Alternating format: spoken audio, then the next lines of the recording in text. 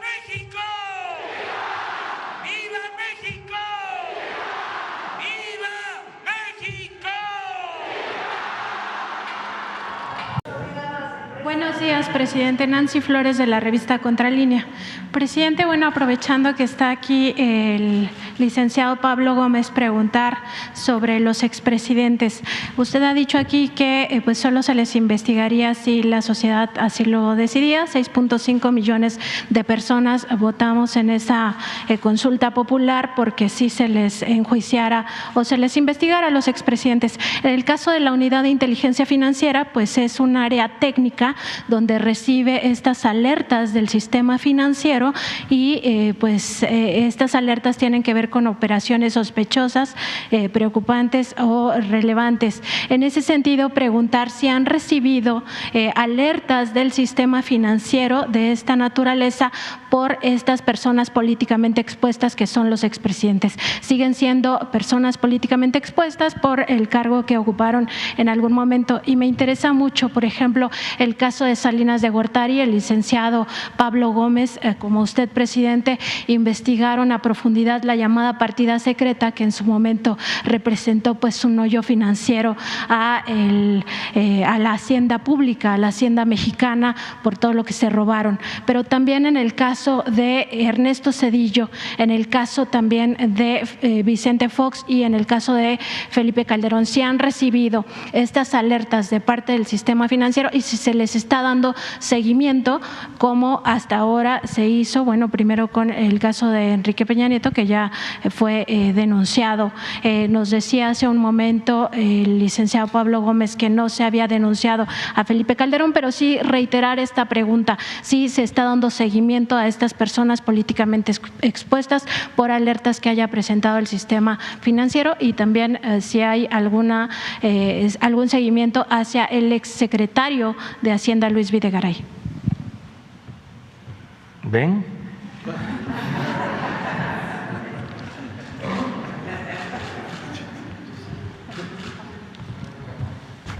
A ver, una cosa que hay que aclarar, que ya lo ha dicho el presidente. El gobierno no tiene una actitud de persecución de tipo político. La unidad de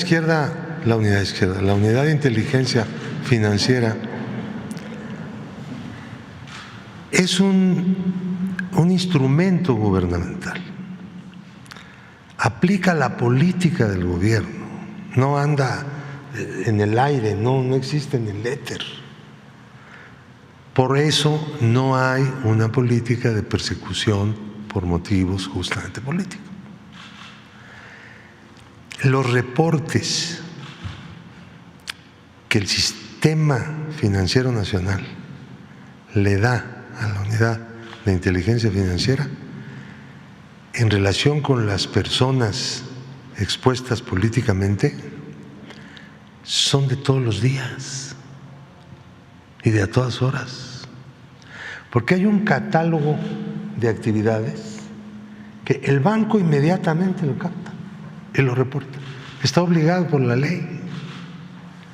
Entonces, ¿cómo lo analiza la Unidad de Inteligencia Financiera? Lo analiza en un determinado contexto dentro del cual se ha dado. Naturalmente, si el asunto llama la atención poderosamente, si está vinculado con otros reportes o avisos. Reporte se llama cuando viene de los bancos y del sistema financiero. Aviso se llama cuando son de las actividades vulnerables. Compra de apuestas, cosas, apuestas, todo, ¿no? Ahí es donde el dinero se anda lavando, ¿no? Esos son los avisos. Entonces, se relacionan las cosas y se llega a determinada conclusión, pero dentro de una idea de que los motivos políticos no pueden tener ningún peso en la valoración del riesgo de las personas expuestas políticamente. Tienen que ser los hechos, el análisis de los hechos mismos. Ahora, muchas veces no se llega a la presentación de una denuncia si no se tienen elementos. No quiere decir que no haya elementos en absoluto, sino que no son tan importantes, tan contundentes, y por lo tanto no debe el gobierno presentar una denuncia por operaciones con recursos de procedencia ilícita y mantener, ahí no se cierra absolutamente nada, nunca, porque el monitoreo del dinero y de estas compras de actividades vulnerables es una cosa permanente. No empezamos en un momento dado a recibir avisos o reportes, no, eso se hace solo, opera solo. Hay una ley que dice que tiene que ser así. Entonces, cuando las personas obligadas, sean físicas o morales, no lo hacen, pues nosotros ponemos una queja y la Comisión Nacional Bancaria les llama la atención, les dice, oye, no estás cumpliendo, ¿no? Tiene que entrar. Y tenemos millones de datos diarios. No estoy exagerando.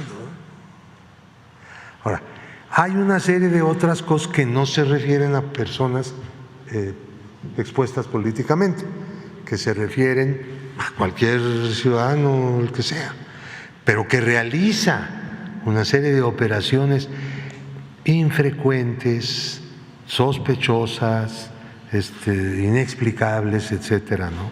Cosas que no están de conformidad con su perfil transaccional.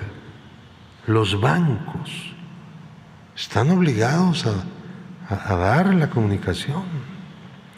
Ahora, el análisis, el análisis no es exclusivamente de sumar y restar, una cosa eminentemente técnica, lo haría una computadora y se acabó la historia, ¿no? Hay que ubicar en un determinado contexto al sujeto que ha sido reportado. Y hay también informaciones que le llaman los especialistas en todo el mundo de estas cosas de fuentes abiertas. Nosotros clasificamos informaciones de fuentes abiertas, pero no solo nosotros, también los bancos, para realizar un reporte, lo vinculan con la información que tienen del sujeto, de su cliente, no solamente de lo que hace en el banco, sino lo que se capta en fuentes abiertas, en internet, la prensa, no sé qué, el mundo de los negocios, todo lo incorporan y nos lo dan ya incorporado incluso, muchísimas veces.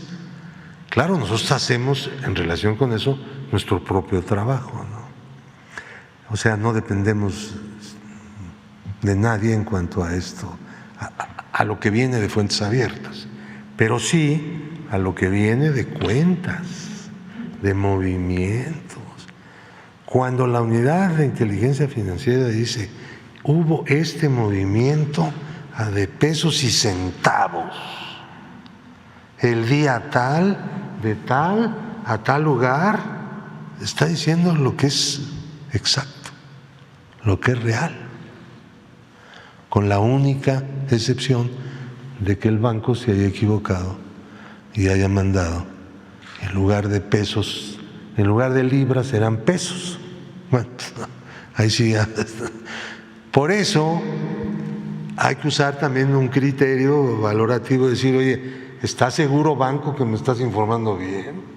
¿No te equivocaste? Verificas.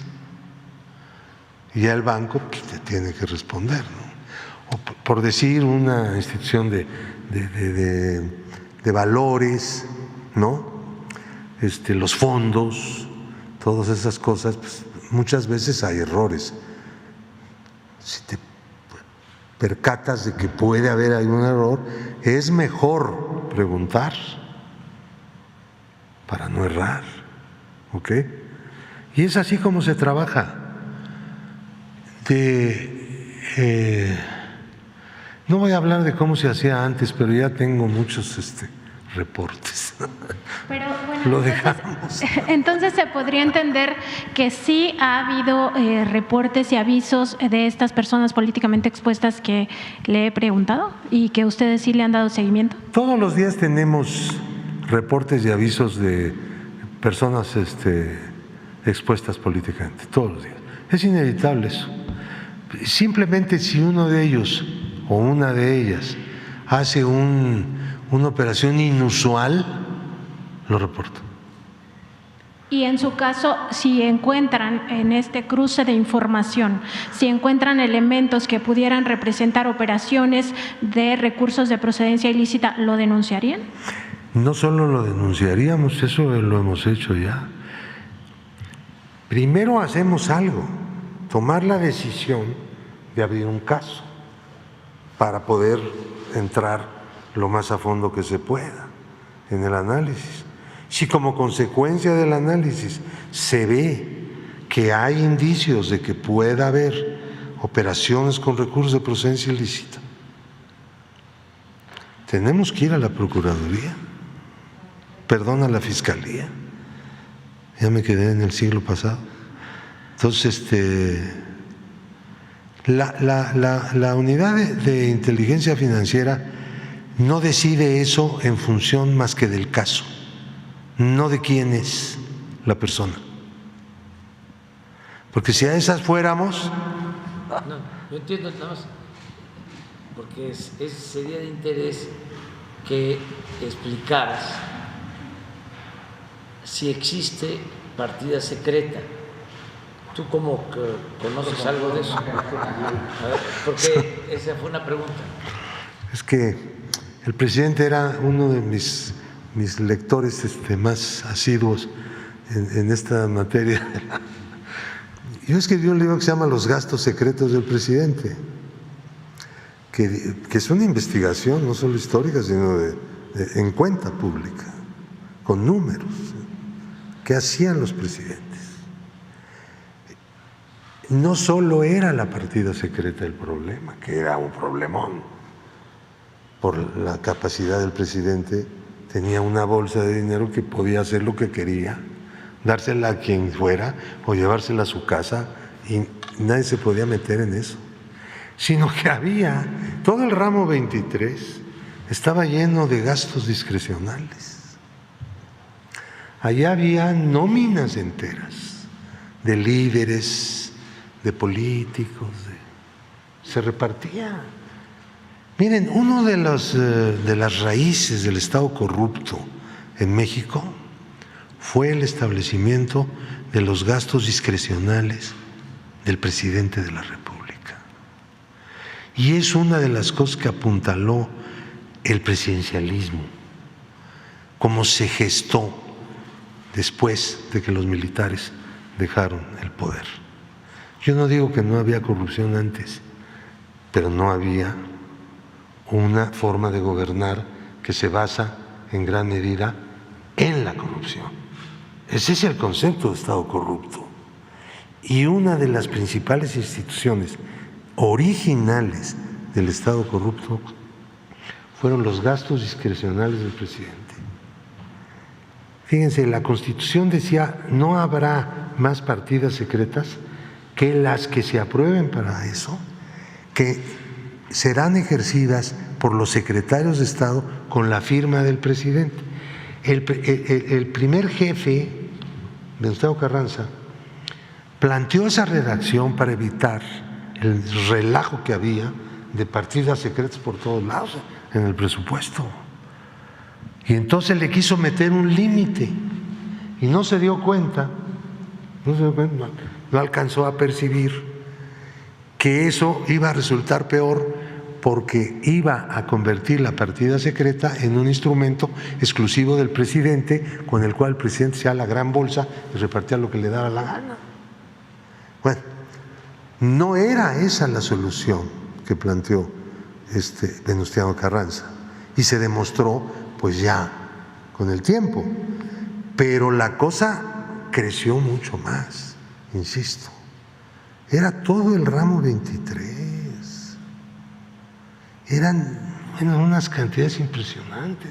Pues ahí en mi libro están las tablas de las cantidades que discrecionalmente gastaba el presidente. Ahora ya no solamente no hay esas partidas en el presupuesto, sino que tampoco existen subrepticiamente, que era también otra manera de hacer eso, ¿no? El cambio es una cosa espectacular, hombre. Ya. Espero que no es fácil para un país entender en el momento que se está produciendo un cambio, el calado que tiene el cambio en el que está uno metido, ¿no? Porque de repente las cosas parecen que no han cambiado tanto como uno quisiera, pero erosionar el Estado corrupto. Miren, les quiero decir una cosa que a lo mejor es una imprudencia. La unidad de inteligencia financiera no estaba en la lucha contra la corrupción. Era parte. Ahí se las dejo.